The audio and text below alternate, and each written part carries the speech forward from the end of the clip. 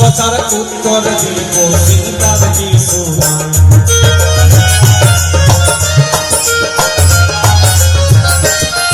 আর তুমি যেই সব কথায় আমার কাছে গো স্বীকার করে গেছো ধরে ধরে সকল কথার দেব সমাধান।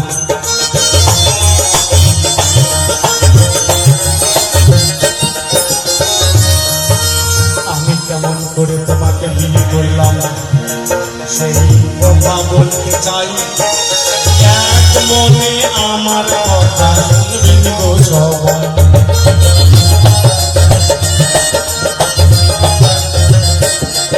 এই সীতা যখন যুবতী হল গো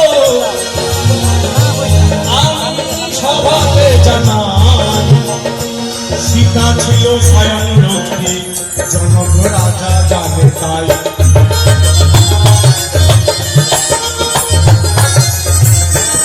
এই সীতা আজকে যে রামের সীতা এই সীতাই হচ্ছে স্বয়ং লক্ষ্মী।